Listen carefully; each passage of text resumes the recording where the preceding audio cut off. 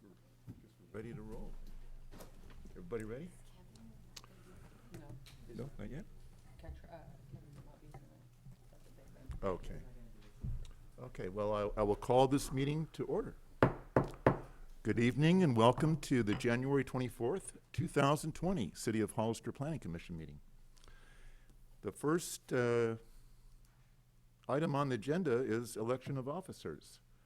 I do have a nomination that I'd like to share with you. I'd like to nominate Seth Munzer to be chairman. Seth? Thank you. Do I accept the nomination? Okay, Yes. great. Yes, I'll accept it. Congratulations. Thank you. Guess we switch chairs. Does it need to go on a vote on that? I'm sorry. Do we need a vote on that? Yeah, I think we do, right? I believe so. I We believe should that's have a vote on that. Okay. a Yeah. second and yeah. We have to do a second to it? Yeah, I'll my second the understanding is nomination. okay. Seconded nomination, of course. And then the vote, yes. And so we have a motion and a second. All in favor, say aye. Aye. Congratulations to Seth Munzer Thank you. as our official chairman of the City of Hollister Planning Commission.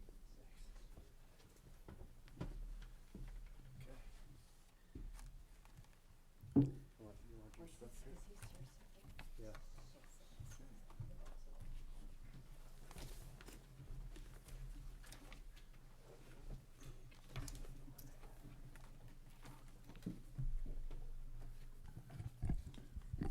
And I'd just like to thank everyone during my tenure as chairman. We've been through some, I think, a fairly smooth road. We had some contentious projects, but we made through it all right, and I really appreciate us all working together. And I think we have a really good commission here. Yeah. So that's what I wanted to say. Yes. Did I just hand half of yours away? No. You're good. All right, well, thank you for the nomination for chair. I guess we need to nominate vice chair. You got it. Does the chair nominate for vice chair, or is there It's open. It's open for nominations. is there any nominations for vice chair? Is there any interest, whose interest, I guess, is that something that we would ask of who's interested in being vice chairman? You may. Or, I've never done this part, so this is. You what may. I'm- You may, or if anybody just wants to nominate. I'll throw my hat in there if you want. No? I was gonna nominate, Mr. David Huboy over here for vice chair. Okay. Got it. I'll second that nomination. I'll second the motion. We got a motion and a second for Hugh for vice chair. All in favor? Aye. Aye. All right. Well, congratulations on vice chair. Well, thank you. Thank you, Seth. Appreciate it. I appreciate the vote of nomination from my fellow commissioners. Thank you. Okay, moving on to verification of agenda posting. Yes, Chairperson Munzer, the agenda was posted on January 17th, 2020 at 6:55 p.m. Thank you. And Commissioner Johnson, do you want to lead us in the Pledge of Allegiance? I begin. I pledge allegiance to the flag of the United States of America and to the republic for which it stands, one nation, under God, indivisible, with liberty and justice for all. Thank you. Can we have the roll call? Sure. Commissioner Huboy, Present. Commissioner Stevens, Present. Chairperson Munzer, Here. Commissioner Johnson, Here. and Commissioner Henderson has an excused absence. Thank you. Did everybody have a chance to take a look at the minutes from the last meeting? And if we are okay with the minutes, so can we have a nomination of approval? I'll make the motion for approval, Mr. Chair. Second? So I wasn't here at our last meeting, so I don't think I should vote on You can it. abstain. So I will abstain. Very well. I'll Yes, second. Motion and a second. All in favor? Aye. Aye. Okay. In regards to communications from the public on items not listed on the agenda, this is time for anyone in the audience to speak on any items not on the agenda and within the subject matter jurisdiction of the Planning Commission. When the Planning Commission calls your name, please come to the podium, state your name and address for the record, and speak to the commission. Each speaker will be limited to 3 minutes. Please note that state law prohibits the planning commission from discussing or taking action on any items not on the agenda. Do we have any speaker cards for items not on the agenda? We do not have any speaker cards, Is that period? period. Thank you. Moving on to public hearings. First item on the agenda is minor subdivision 2019-4. Steph? Thank you. Staff is requesting that, sorry, let me go back to the beginning here. The City of Hollister Development Services Department received a minor subdivision application requesting to divide a 1.55 acre into a 2-parcel lot. They're proposing parcel A will be 0.52 acres and proposing a second lot, which is known as parcel B, and that will be 1.03 acres. This project is located at 350 Felice Drive on the northwest corner of 4th Street and Felice Drive within the West Gateway zoning district. Staff is recommending that this item be continued and that the Planning Commission take the following items. 1, opening up the public hearing and receiving public comment, and the second, keep the public hearing open and continue the public hearing for the minor subdivision 2019-4 to the regularly scheduled meeting of February 27th, 2020. Thank you, Amber. Okay, we will go ahead and open up the public hearing at this time at 6:09. Do we have any? We do not. Thank you. Okay, we will keep the public hearing open and bring this back to vote to continue this item. Mr. Chair, I believe we need to vote on continuing the item to the next planning commission. Is that Correct. There should be a vote to continue the item. Is there a motion to continue this? I'll make the motion to continue this item to the date on February 27th. Correct. There's a motion. Is there a second? I'll second it. Okay, all in favor of continuing this item and keeping the public hearing open? Aye. Aye. Okay. It has passed. Moving on to item number 2, minor subdivision 2020-1 and site and architectural review number 2019-19.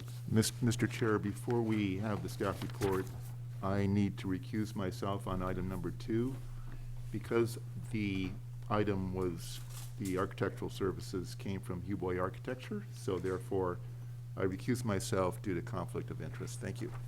Thank you, Mr. Huboy.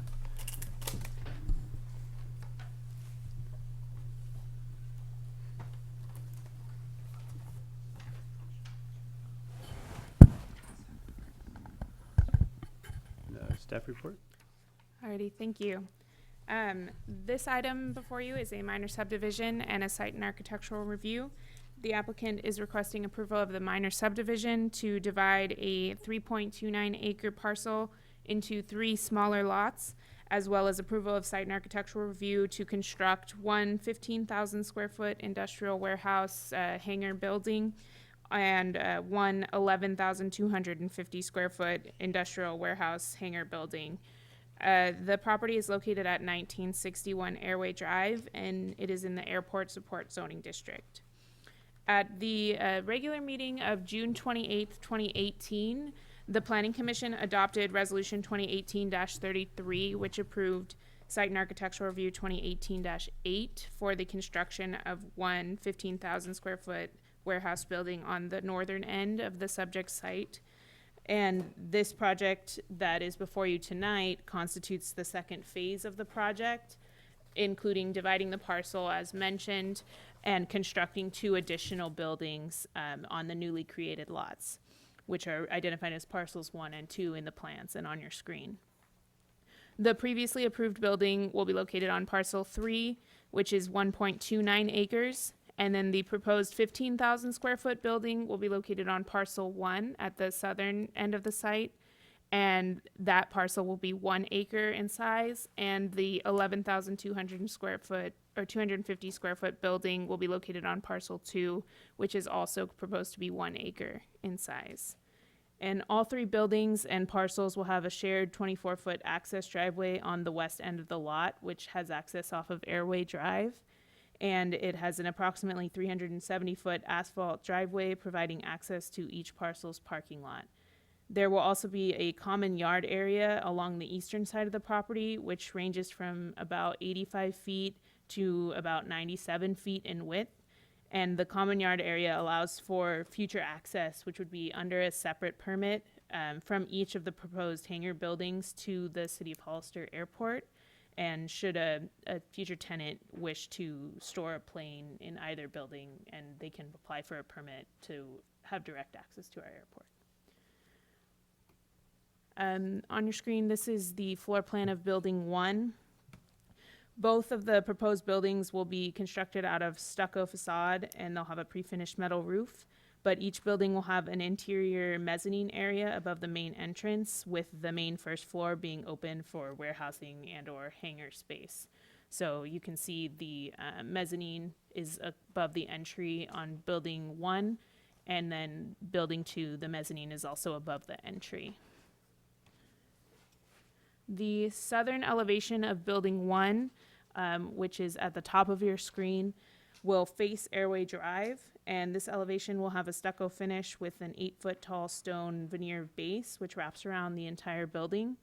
And there will also be a 12-inch horizontal panel reveal, which wraps around the entire building and provides a separation of the wall space. The roof line will have a parapet with a trim, which matches the wall color. And there's location for future signage above the main entrance trellis feature on this building. And so that main entrance is on the western elevation, which is at the bottom of your screen. And this faces the main shared driveway access road for the building. And it will have the main storefront entrance, which again has a trellis, which is supported by stucco column features. There will be 3 sets of windows along with the main entrance on the first story, and 4 complementary sets of windows on the second story where the mezzanine is. The northern elevation, again at the top of your screen, will have 2 man doors on the western side and a 100-foot by 20-foot bifold door. Did I put the wrong? I think I put the wrong one on my PowerPoint, but it's a big bifold door that can access the driveway or the common yard. And then the eastern elevation will have a 1-man door on its southern side. And again, all sides have the stone veneer. Building 2, which is on parcel 2 in the middle of the parcel, will have similar stucco and veneer features as the first building to complement and provide a cohesive look for the complex. And this building has its main entrance along the southern elevation with just 2 sets of windows and the main entrance on the first floor, and again, complementary windows on the second floor from the interior mezzanine.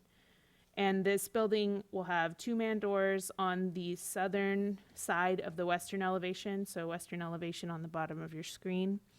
And then they'll have another man door on the northern elevation, and then the eastern elevation will face the paved common yard area, and this will also have a 100-foot by 20-foot bifold door and an additional standard roll-up door. So if I had put the correct elevation, there's a door like this on the other building as well. So the project for parking is proposing 20 parking stalls on parcel 1 and an additional 22 parking stalls on parcel 2, which is a total of 42 parking, including 3 ADA parking spaces. And each of the 3 parcels and buildings will have reciprocal parking agreement across them, so they can park in any parking lot if necessary. And the parking requirement for warehouse buildings is 1 space per 1,000 square feet of gross floor area and 1 space for any company vehicles. And the applicant's proposing 26,250 square feet of warehouse space with the 2 buildings, and so they're required 26 parking spaces. They're meeting and exceeding that with the 42 proposed. And in addition, it was noted that each of the parking areas will be gated off from the common yard, but if it's ever necessary for more parking, they can have employees or any company vehicles parked back in the common yard area as well. So there's plenty of parking space proposed. There is going to be 14,315 square feet of landscaping across the entire project site, and that is equal to 10% of the total lot area, the 3.29 acres, and 10% is our minimum landscaping requirement. It does not meet, we'll note that it does not meet the 10% on each lot. However, because it's located in the airport support, staff is supportive of meeting 10% overall as if they weren't dividing, because in the airport zone and close to the airport, you don't want to create habitat space for animals or any birds or things like that that could get in the way of planes. So they're meeting it overall. When they divide it, they technically aren't meeting it on parcels 2 and 3, and they're exceeding on parcel 1. But they're meeting our industrial standards on Airway Drive with the 35-foot landscaping and focusing landscaping to public access ways and still meeting overall. And then for some information on the CEQA, this property is located in the Hollister Air Park Business Park subdivision, and there was a mitigated neg deck adopted for this back in, I believe, 2000. And the project doesn't require modifications to the study, and so mitigation measures that are applicable have been included in the conditions of approval for this project. With that, staff recommends that the Planning Commission review the applicant's request, receive all written and oral testimony regarding the proposal, and make the following 2 motions. First, adopt a resolution approving minor subdivision 2020-1, subject to the findings and conditions contained in the draft resolution. And secondly, adopt a resolution approving site and architectural review 2019-19, again, subject to the findings and conditions contained in the draft resolution. Thank you. Are there any questions? Thank you for the report. Any questions for staff? Yeah, I have a question. Mhm. Is this project replacing something that is currently in use, or is this expanding so that they have more planes that can use the hangars? It's expanding. So there was the building proposed here on parcel 3 was approved, and it is under construction currently. So the lot is vacant, but parcel 3 is under construction, that previous approval. And now the applicant is coming back to finish their kind of phasing of the project. So it'll be a total of 3 buildings and 3 lots. So they can be owned by the same person or they can be individually sold. And then they are all hangar buildings, so depending on what tenants want to come in, they'll all have the ability to have planes and direct access if they so wish, or they can function as warehousing buildings for whatever business might come in or tenant.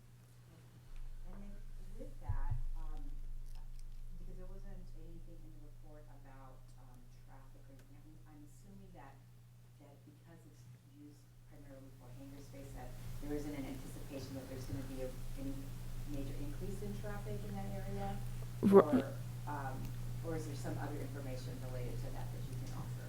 Right. So the mitigated negative deck, there was Airway Drive, so the entire Airway Drive kind of subdivision complex was evaluated under CEQA for traffic and bio mitigations and things like that back when that environmental report was adopted, and it evaluated building out all of the lots and what impacts all of the lots being built out would have. So this is part of that, and that CEQA covers. So any of the mitigation measures that were required back then, I know there were some for like stormwater. So there's a stormwater pond located to the west end of the subdivision, and that collects most of the drainage for the entire subdivision. So a lot of the things that happened when the subdivision was built and when Airway Drive was constructed are handling the effects. But regardless, building out the entire area has been evaluated. Great, thank you. In regards to the site and architectural design for the airport commission? Does it have to go before them for any approval? Yes, it will. Okay, great, thank you. Any other questions for staff? Okay, at this time, we'll go ahead and open up for public. Is there any speaker cards? No speaker cards. We'll note that the public hearing was opened at 6:21 and is also being closed at 6:21. Okay. Any other discussion regarding this item? What is the pleasure of the commission on this? Actually, PC resolution numbers? Will be 2020-1 and 2. Two separate motions? 2 separate motions, please. Can I just ask, I should know this, but I don't. Do we have a quorum with just the 3 of us? Yes, you do. Okay, thank you.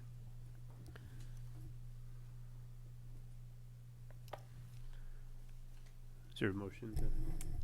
Yeah, I'll make a motion to adopt a resolution approving the minor subdivision 2020-1, subject to the findings and conditions contained in the draft resolution. There's a motion, is there a second? I'll second.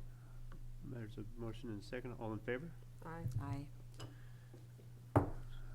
PC resolution 2020-1 is approved. Moving on to second resolution. I'll go ahead and make the motion to adopt a resolution approving site and architectural review 2019-19, subject to the findings and conditions contained in the draft resolution. There's a motion, is there a second? Do we need to say the 2020-2, or did you say it and I just missed? It will be resolution 2020-2. I'll second. Thank you. Thank you. Motion and second, all in favor? Aye. Aye. All right, congratulations on that item. We'll go ahead and get Mr. Huboy back.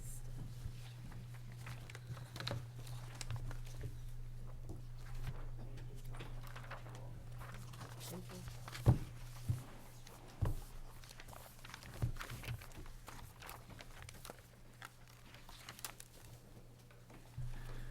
Okay, moving on to item number 3, amendments to the approved tentative map number 2018-4. Staff report, please. Mr. Chair, I need to disclose that I did have a meeting with Ann Hall, who represents the applicant on this item yesterday. It's just for information only. Thank you for I disclosing. too need to disclose that I had a meeting with Ms. Ann Hall today. Same thing, information only. And so Thank did you. I. Great, thank you. And the staff report?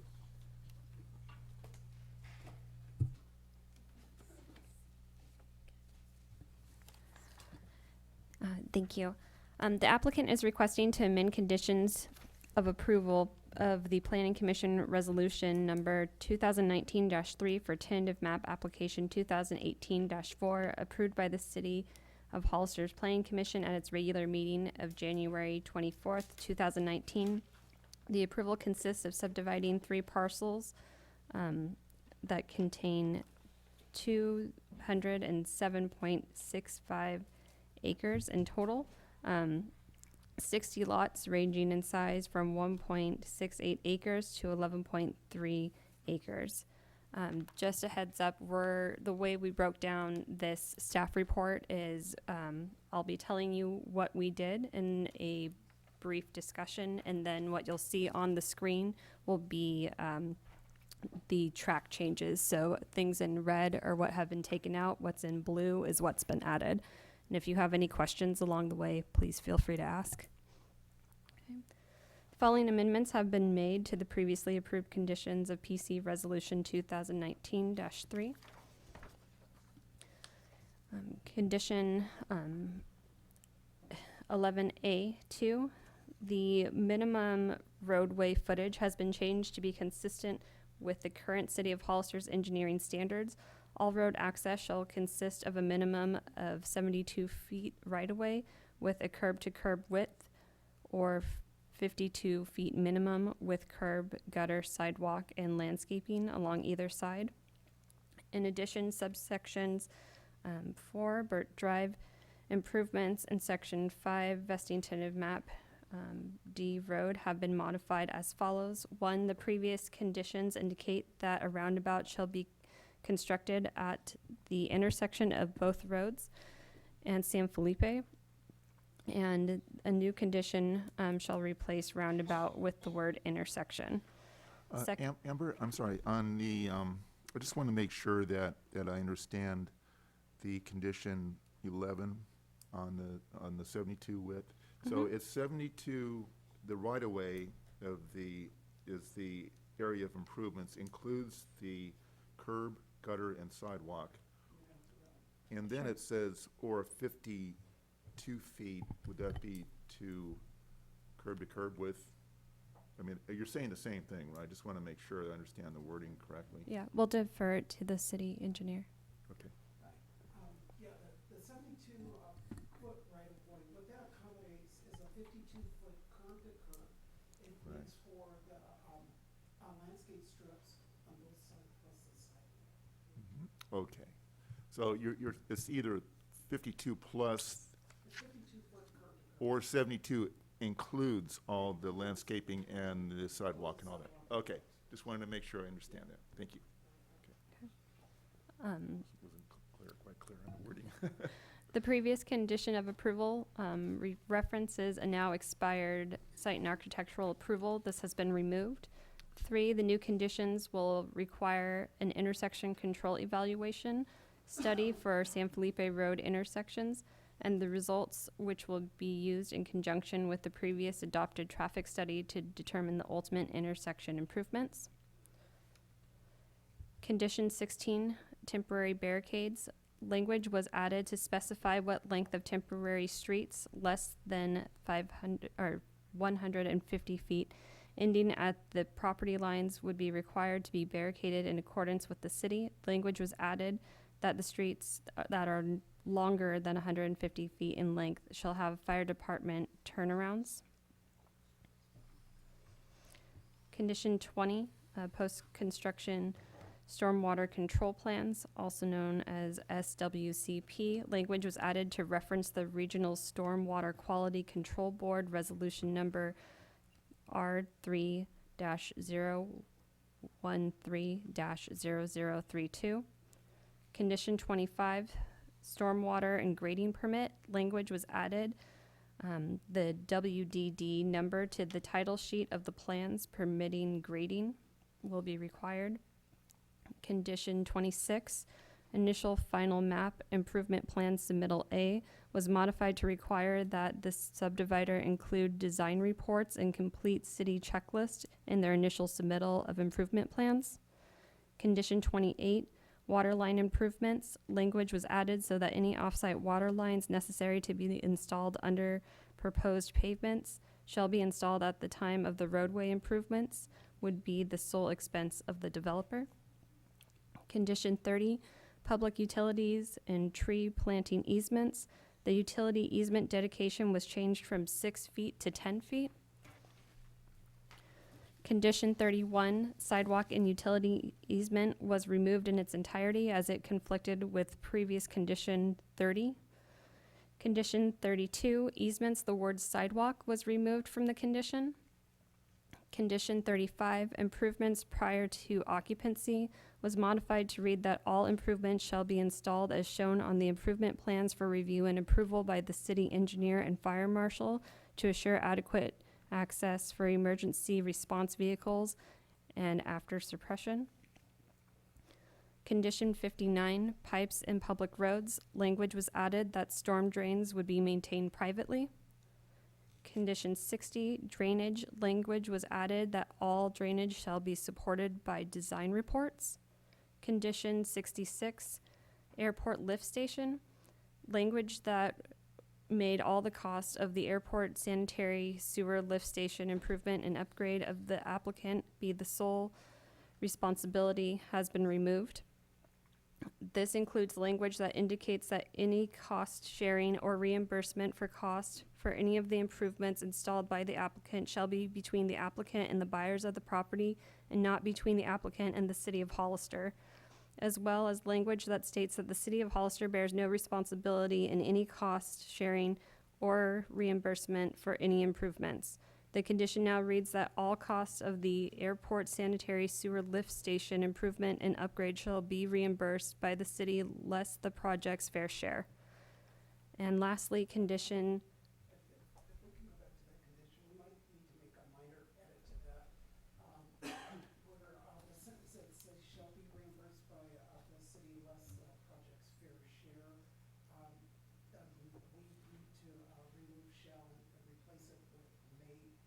That would have to go to city council for, approval, and instead of, it, being mandatory, it, could, require a city council.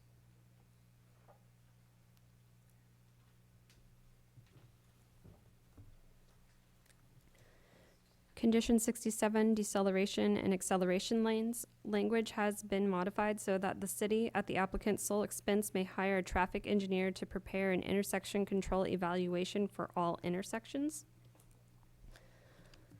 And with this, staff recommends that the Planning Commission review the applicant's request, receive all written and oral testimony regarding the proposal, and consider adopting a resolution amending the conditions of the previously approved tentative map 2018-4, subject to the draft resolutions. Are there any questions for staff? The applicant and the applicant's engineer are also here if you have any questions for them. Great, thank you, Amber. Any questions for staff? Okay, if we have no questions for staff, we'll go ahead and open it up for public hearing. Well, actually, yeah, I do have a question. Commissioner Stevens, yes, go ahead. I just want to get clear about the intersection control evaluation. Will that consider all possible options for that intersection, or is it simply to, I guess to determine that the current plan is okay? Yes, there has been an evaluation that was done with the EIR. And what this is doing is allowing, a further evaluation to take a look at the intersection control and make a recommendation. Essentially, a traffic scientist is going to, evaluate this intersection to say, hey, you know what, a roundabout is the best way to control the intersection, or a traffic signal. So it's giving an opportunity for an outside consultant to kind of really truly evaluate that intersection to make sure that we're getting the highest level of service and the safest intersection we can. So it's unknown at this time until that ICE evaluation, the intersection control evaluation is done. So. And when an evaluation like that is requested, is there,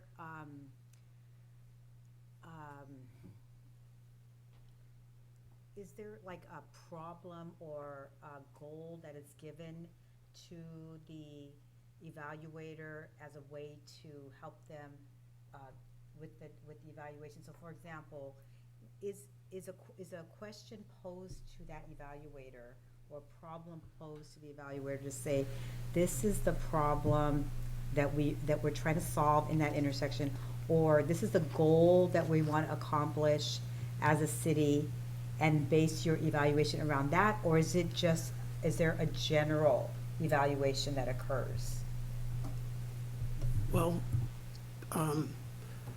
there's an evaluation that is based on traffic projections. In terms of goals for the city has adopted a roundabout policy.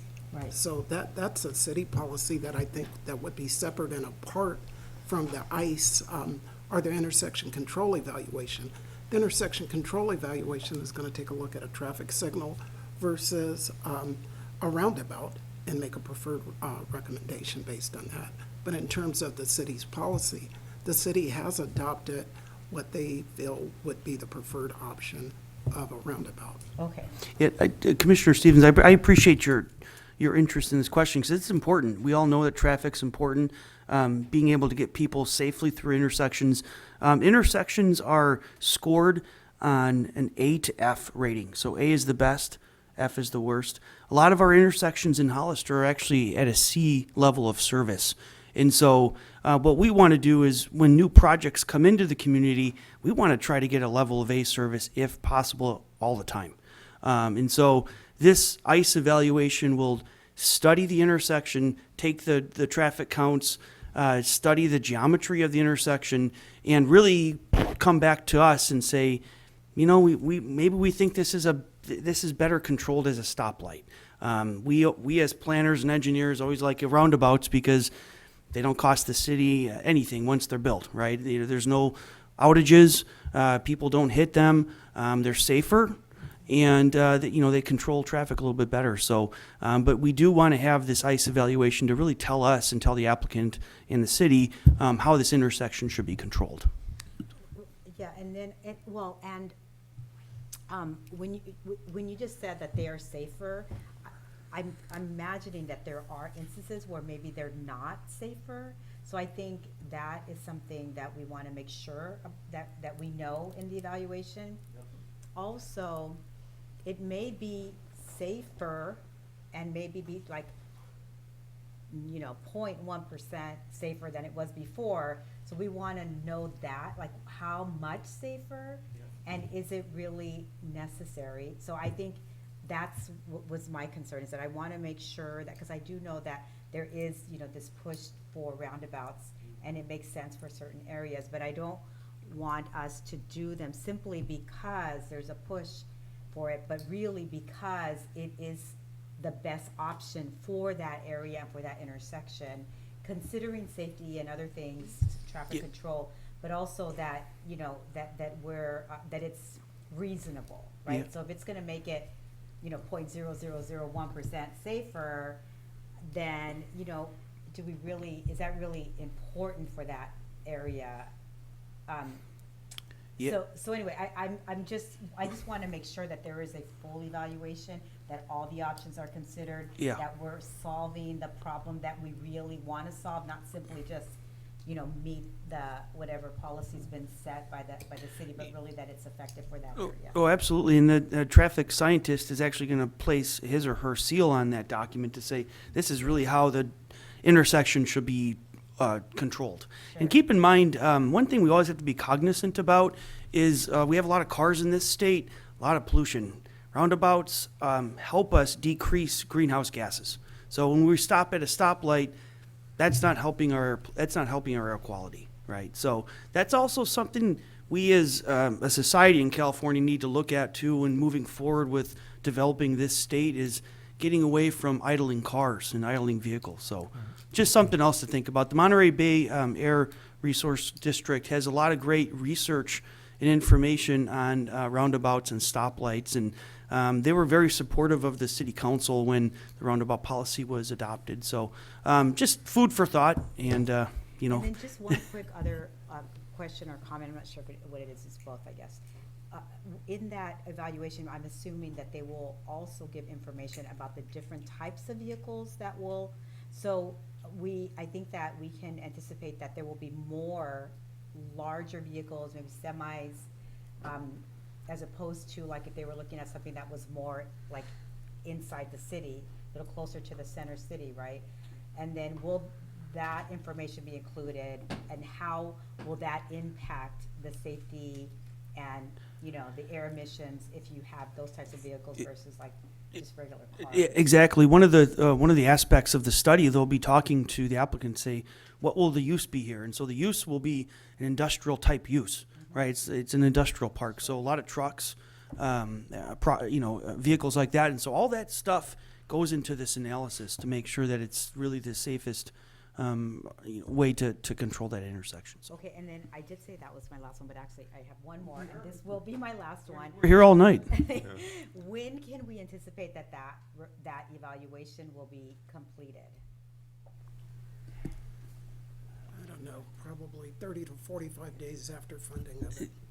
I would, yeah, and sometimes it takes 45 days to study a small residential intersection to see if a stop sign warrant is necessary. So, I would say 60 days sometimes. It depends on, their study.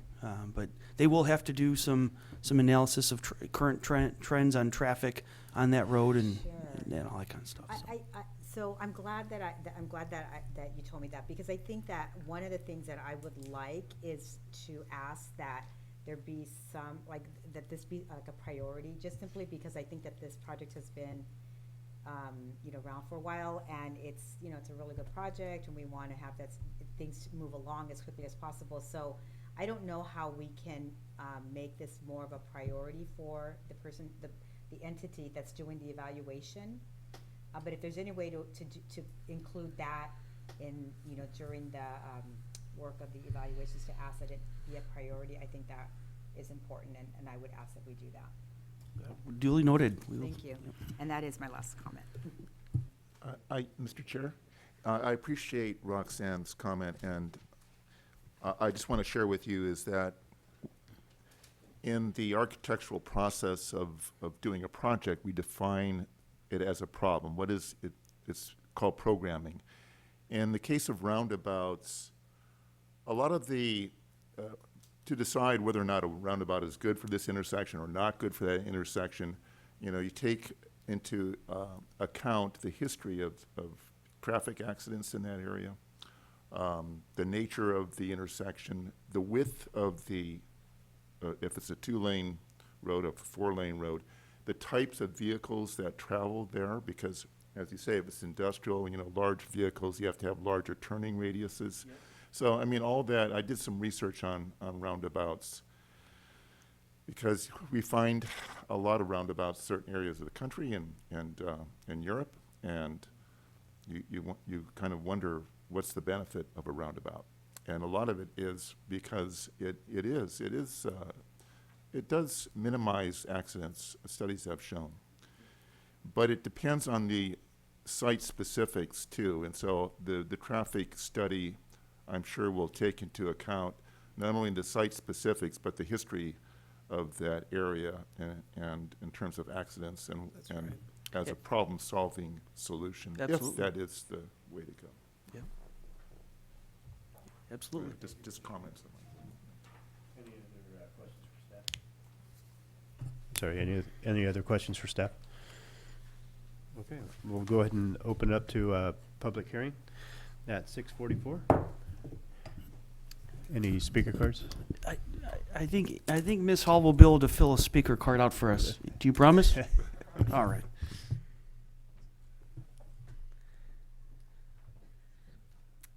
Good evening, Planning Commission. I am Ann Hall. I am here as an engineer representing Mr. Nguyen, who is also here. And we did request some changes to the original approval, and I think staff has gone over those pretty well. But 2 items specific. The items we requested some reconsideration on is the one you've been talking about, which is the roundabout, the intersection versus roundabout, the option to look at, see what is the best fit here. I do understand the city has had passed a policy a few years ago stating a preference for roundabouts, but the city council has always also since then stated that maybe 2-lane high-speed roads are not the best place for roundabouts. So there's been some discussion. We'd like this analysis to determine what's going to be the best for what the situation is we have here, which I think is what is included in this condition. So that's good. And then the other one we had a question on was the airport lift station. And I have a question about your comment. You said the upgrade may be reimbursed, but you said it has to go to the city council. Yes, So any reimbursement agreement that the city's gonna enter into, I don't think that we can do it here at the planning commission stage. That would have to go to the city council to have the agreement. So do these conditions have to go to the city council? Or are you saying, I don't understand the logistics of what you're saying.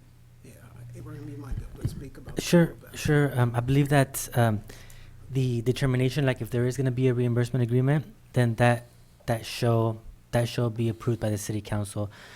So if it is, then it would have to go to the city council, and the city council may say, yep, we will agree with that reimbursement, and we will do it. But Yeah, since it's public funds being used to reimburse a public works project, yes, we would want to be able to take that to the council, Ms. Hall, and have them approve that so we can reimburse Mr. Wynn back. Okay, so this approval would be tonight, and you're saying, and you're essentially saying that you recognize that there's some potential public works improvement associated with that. It's just the details of it would have to be finalized at the city council Yeah.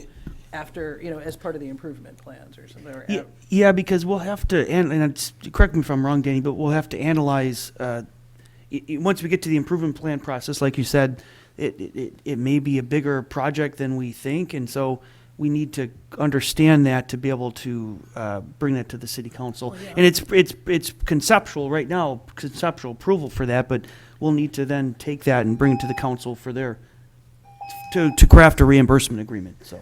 Well, Yeah. an agreement, it's a contract. We wouldn't approve a contract at the planning commission stage. Okay, so but this is conceptual acknowledgement of the fact that there's a portion of this that would be a public Right. works. There's a condition there Mhm. that states that there may be an opportunity for reimbursement depending on the scope of the project. We will prepare a contract and take that to city council for consideration. Okay. All right, then I guess I'm available if you have questions for myself or the applicant.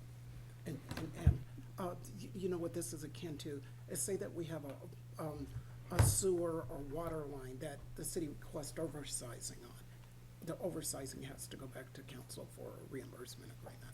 Okay, all right.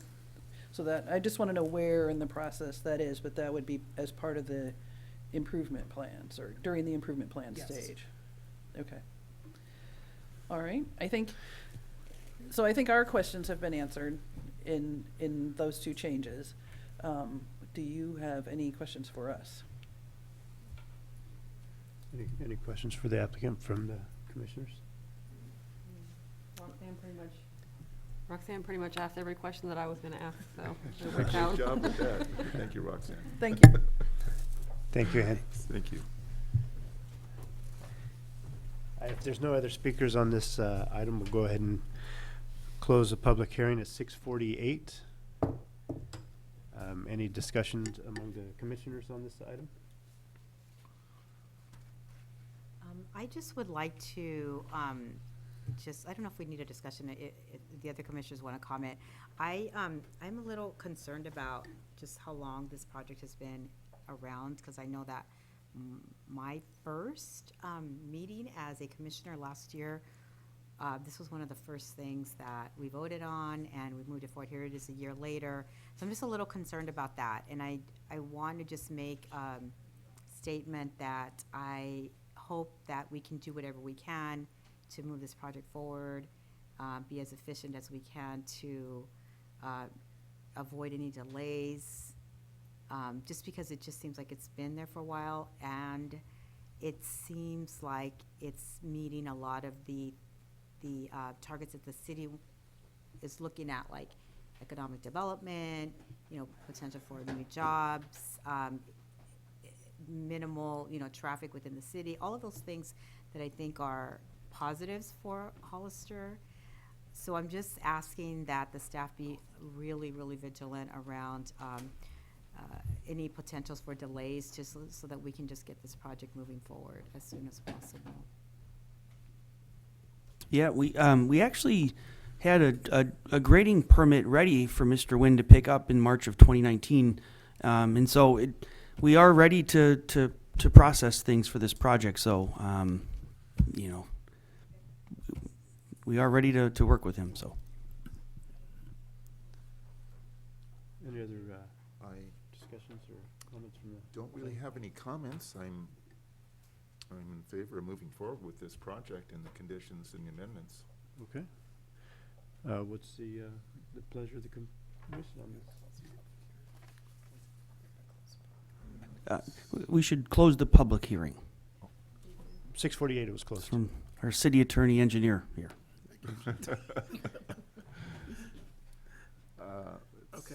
We're good. Yeah, it was closed. It was closed at 6:48. Well, I'll make the motion that we go ahead and move this forward with this minor subdivision 2020-1, site and architectural review 2019-19, with the proposed amendments to the conditions, with the also with the edit of condition, including the edit of condition number 66, that will say that the lift station improvement and upgrade, instead of shall say may be reimbursed by the city, less the project's fair share. That is due to city council approval. Yeah, that would be a good Is this a addition. resolution number on this? Yeah. Resolution is 2020-3 for amendments to approve tentative map number 2018-4. 2020-3 with the amendments to approve tentative map 2018-4. 2018? -4. Okay, Yeah. that is my motion. Okay, there's a motion. Is there a second? I'll second. We have a motion and a second. All in favor? Aye. All right. The resolution has been adopted. Moving on to item number 4. Good luck with that project, Mr. Wynn. Thank you, Ann. Thank you. Moving on to item number 4, amendments to chapter 17.20 signs of the Hollister Municipal Code. Thank you. City staff is requesting to appeal and replace Chapter 17.20 signs to reorganize the chapter for clarity and ease of use and to include provisions which were recommended by the City of Hollister's Downtown Sign Ad Hoc Committee for Sign Regulations and the Downtown Mixed Use Zoning District. So we're going to break it down by some of the signs. If you guys, again, have any questions, please feel free.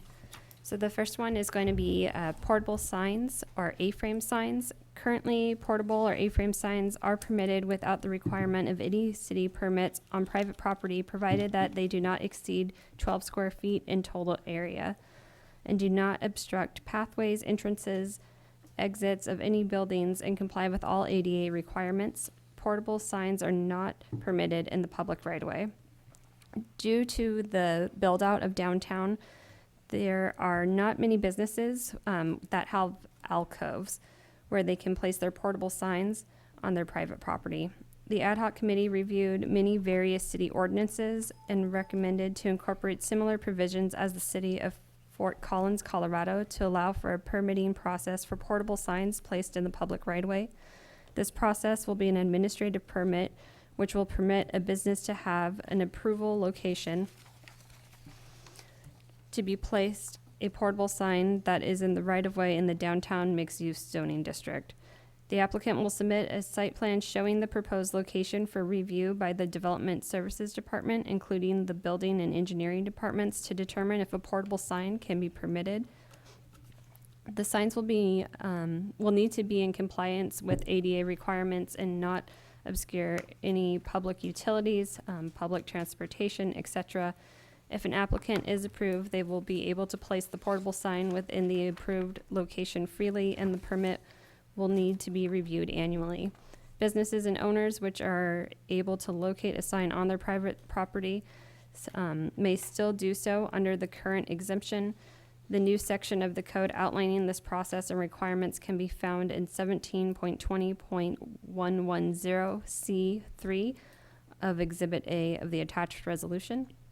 In addition, the ad hoc committee recommended that the maximum sign height be changed to 4 feet rather than 3.5. This makes it sense because it allows the sign to be able to reach the maximum square footage of 12 square feet, which is currently permitted but not possible with a 3.5 foot height limit and a 3 foot width limit. The next is neon in downtown signs. The ad hoc sign committee recommends to the Planning Commission and the City Council that neon or neon type LED signs be permitted in the downtown mixed use zoning area. Currently, neon signs are not permitted in the home office district, residential, or mixed use zoning districts. The modification has been incorporated in section 17.20.110C1 of Exhibit A of the attached resolution. Neon signs are proposed to be permitted to be displayed from inside a building, for example, inside a window, by a admin sign permit review by the planning department in the downtown mixed-use zoning area. The ad hoc committee also recommends that the neon signs in the downtown mixed-use zoning area be permitted to be illuminated during business hours for the business that's holding that permit, to allow businesses such as bars, which are open past 10. There's currently a lights off time for signs in residential mixed-use zones that they should be able to keep their signage on during their open hours. Neon signage in the windows will continue to be counted as part of the overall 25% window coverage maximum. Are there any questions so far? Okay. Holiday promotional signs. The current ordinance allows businesses to receive up to 4 separate temporary use permits in a calendar year, each for up to 20 days. A banner or temporary sign. The ad hoc committee recommends including a new section of the code, section 17.20.060A30, to allow additional specified days on which businesses are permitted to hang a temporary sign or banner without needing an administrative permit. These days would be centered around holidays and are common for businesses to have sales or other promotions which they may wish to hang banners and signs for. These include Valentine's Day, Easter, Memorial Day, 4th of July, Halloween, Thanksgiving, and Christmas and New Year's. The proposed changes are modeled after the City of Clovis and their sign ordinance. Digital signs. Current interpretation of the municipal code is that digital signs such as screens shall not display rolling photos or videos and are not permitted throughout the city as they are considered animated. The ad hoc committee recommends to keep this interpretation and to clarify in the code. Staff has updated the definition of animated sign to include digital signage so that this is clear that these are not permitted by the city ordinance. Lastly, we have added a few new definitions and we've reorganized this chapter. In order to best incorporate the recommendations of the ad hoc committee, staff is recommending repealing and replacing the entire chapter 17.20 of the Hollister Municipal Code. This allows for adjustments of the tables which are currently in the code and can be confusing for staff and the public to read, and the creation of a mixed-use zoning district and subsequent downtown mixed-use zoning district subsection which can address the specific changes which were requested by the ad hoc committee. Additionally, definitions were added for promotional signs, grand opening, holiday promotional signs, and neon, and the definition for animated signs was updated to clarify that animated signs include digital signs, which are to remain prohibited. No other changes to the existing regulations were made, and all current codes have been incorporated into the proposed clarified chapter. And with that, staff recommends to the City of Hollister's Planning Commission to review the request, receive all written and oral testimony regarding the proposal, and make the following motion. Adopt a resolution recommending to the City Council the adoption of an ordinance repealing and replacing Chapter 1720, Signs, Title 17, Zoning of the Hollister Municipal Code. Are there any questions for staff? I don't have a question, just a comment. I really enjoyed being on the ad hoc committee for this, talking to the different business owners and then just the general people that showed up. I think we had a really good conversation to clarify a lot of these and come up with a good idea for everybody involved, not just the business owners, but for the pedestrians and for people who are driving, people who are walking. And I feel like we did a really good job having this discussion to make sure it's safe and effective for businesses as well. I also wanted to thank you, Commissioner Johnson. Also, Commissioner Henderson was served on that ad hoc committee. Is that correct? Is this going to go through a public hearing, and then I'll express my opinions? Yeah, I'm going to open it up if there's no other Okay. questions for staff. I do have a question. So on the holiday promotional sign slide, For the holidays that are now going to, or the proposed holidays that are now going to be kind of like, those are in addition to to what was in the current code, are there specific dates where they are allowed to have them so that they don't do it so early, but they don't leave them on way too long? Right, yes. So the way that it's written, it's, so we have the temporary sign section, which remained the same, and that talks about the admin permits, but then we've added this section to the exempt sign section. So that means they're exempt from receiving a permit. And it's, it says like Valentine's Day and the like 9 previous days, Easter and the 9 previous days, Memorial Day and the 9 previous days, and then things, all of them are that holiday and previous days. So code enforcement wouldn't be enforcing any banners during those specific days each year. And then for Thanksgiving, we have previous days as well as the following up until the next Tuesday, I believe. So like the 5 days after Thanksgiving, which gives Black Friday, Small Business Saturday, all those kind of little holidays that happen, Cyber Monday after Thanksgiving. So those are incorporated. So it's that chunk is probably a good 16 to 17 days surrounding the holiday. And in regards to the grand openings? You would be able to get an administrative permit for 20 days. It would just, this allows them to not have to, if they want to have a Black Friday sale, they can hang a banner and not have to deal with the process of getting an admin permit for those days. And if they're having a grand opening, they can still come in, get 20 days. Or we also allow you to pull all 4 of those at once or pull 2 at once for the calendar year, so you can get 40 or 80 or 60 days all at once if you wanted to have a grand opening or a special sale that doesn't go around the holidays. Great, thank you. Any other questions for staff? If there's no other questions for staff, we'll go ahead and open up the public hearing at 7:03. Any speaker cards on this item? No speaker cards. Okay, great, thank you. Make sure that the legal team takes note that we're going to close the public hearing at Danny, 7:03. please. I just want to say is hip, hip, hooray for neon signs. I've been an advocate for neon signs for I don't know how many years. That went on deaf ears there for a while, and thank you so much. Now, I mean, it can be tastefully done. It can help brighten up the downtown, and especially for, you know, like, I remember this jazz club I used to go to in San Francisco, Roland's, and it had a wonderful neon sign, Roland's Jazz Club. I just wish we could have something like that. So, I mean, hopefully, you know, we'll see shop owners and maybe a nightclub open up and follow through, and we'll see if, as you know, what that certainly does to help brighten up the downtown. So, thanks a lot, Carrie, again, for that.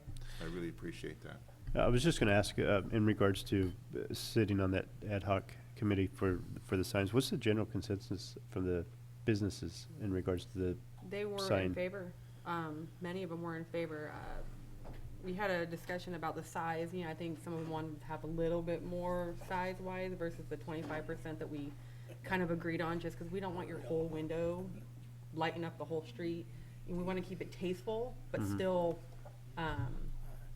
bright, still, you know, noticeable, but not overpowering where it's taking away from the business and taking away from other businesses.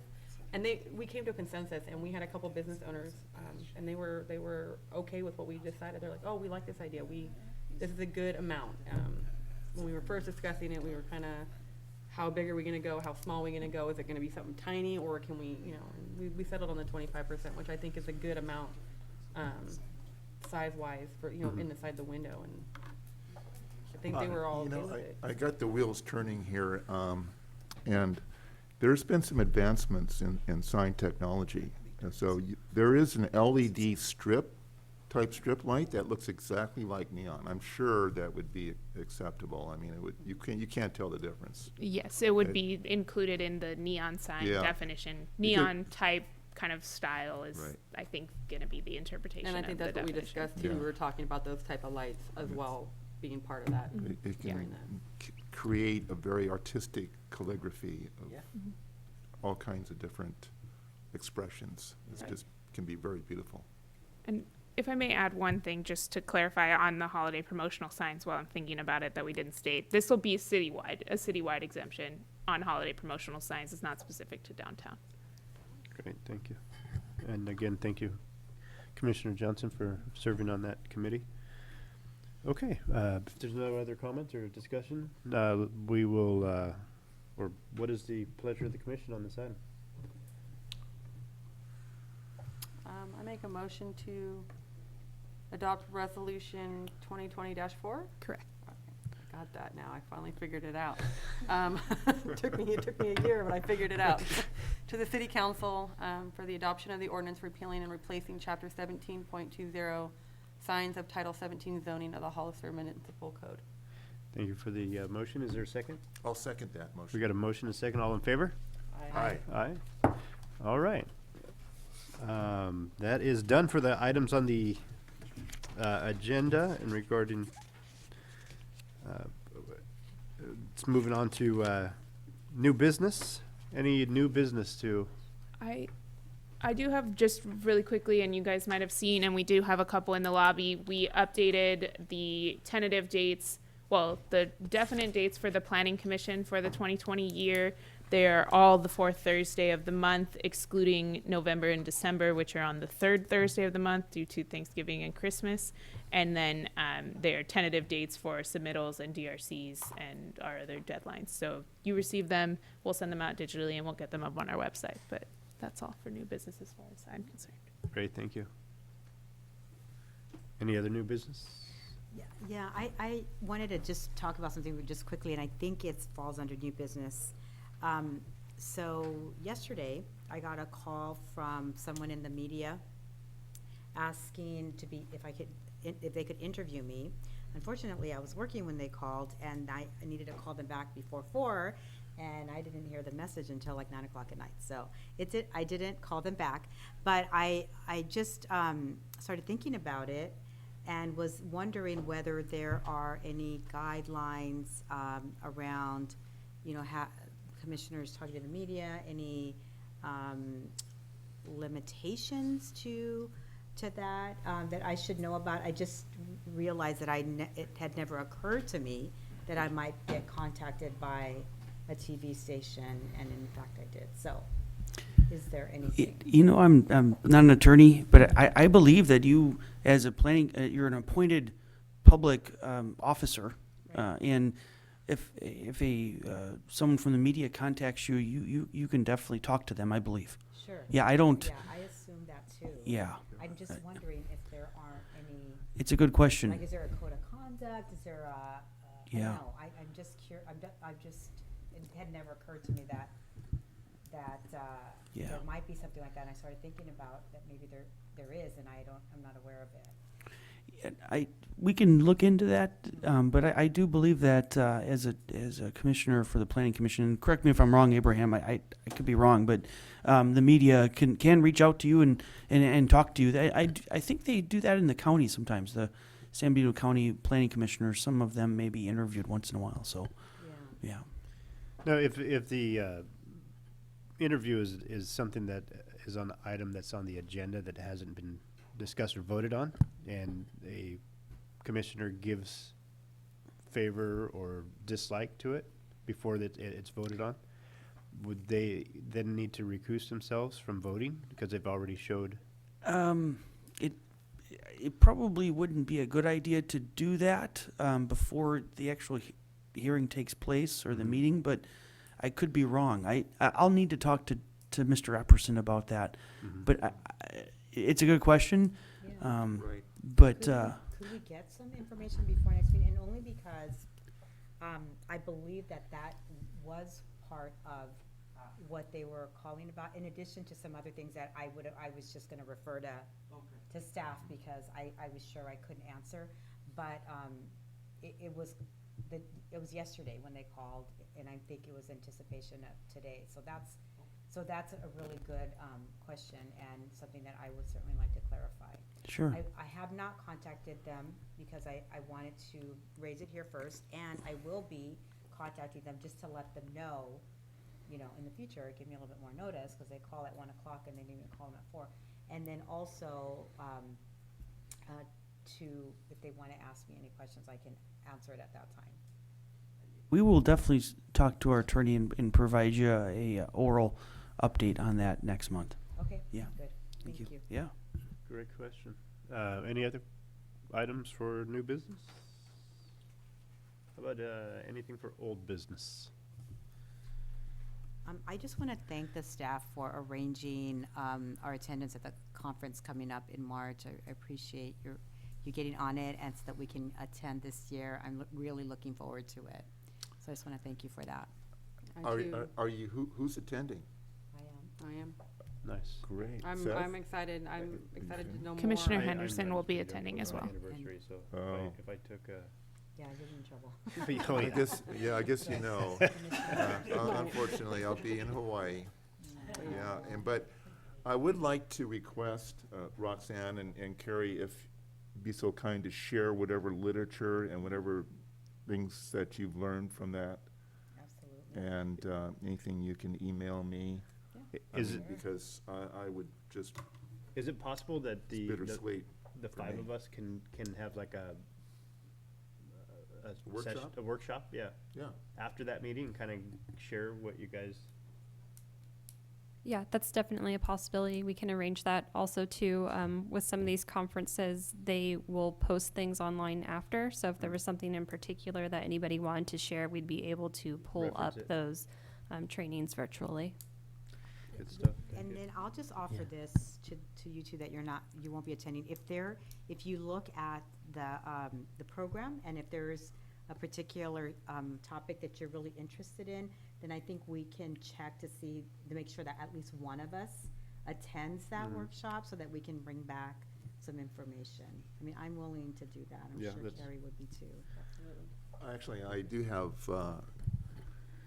a topic that I'd like you guys to bring back some information on, and what you've learned is on land use, the applicant, and what entitlements he has based on land use. If it's compatible with, and what, as our role as a commission, based on a project that is compatible to the land use, what our role is and what options we have. I mean, I've read, there's one thing you can deny, but is it right to deny an application that is compatible to the land use? Or can you look at it and add conditions, or try to help guide that application to the benefit of the community in general? Good question. Really great questions. That was absolutely, that's one thing that's been on my mind that I'm hoping to really get into. Really, I'd so, like to see what they say about that. Yeah, I'm excited. Okay. Any other old business? All right, moving on to planning department reports. Any reports from the planning department? Did the planners want to give a quick update on our general plan process last meeting? You're asking that? So It's nice for someone else to ask about that. we will be taking the contract to the council February 3rd. So we're hoping that it will pass, and we'll hear some good news, and we'll be able to get started fairly quickly. Very nice. Thank you, Brian. I'll tell you, the past 3 months, the planners have had a lot on their plate, and they've done a lot. And this was a very tough process to go through, just with being understaffed, and they've really rose to the occasion to step up and help out. And we're looking forward to starting that process. They've done a really great job presenting, going through the process of vetting and presenting to the council next month. How So, many candidates did you have in that process? 3. There were 3 firms, EMC Planning Group, Placeworks, and then Kimley Horn. May I ask who the winning applicant is that you're presenting to the city council? So we have selected Placeworks, and for the traffic portion of it, we will be using Kimley Horn. Okay. Great. Any planning commission reports? Okay. What I would like to say is, at least for me, 2019 seemed like it was a very busy year. You guys seemed to do it without you made it look easy. I don't know that it was for you guys, but you definitely made it look easy. And I'm looking forward to working with you all for 2020. So thank you for all the hard work that you do, and putting the packet together and working with the applicants, and just, it seems like you make it a pretty easy for us. So we appreciate it, or I appreciate it. Yeah, and I do too. I would like to, ditto, and also just wanna appreciate your efforts to get us the packets, cause I was the one that was always coming, getting them to us on Fridays. I'm just really grateful that you did that. I appreciate all the hard work that you did to make that happen, so thank you. All right. Well, next meeting's Thursday, February 27th, 6 p.m. We will see you guys there. And with that, we will make a motion to adjourn. I'll make the motion. I'll second it. All in favor? Aye. All right. We'll see you next time.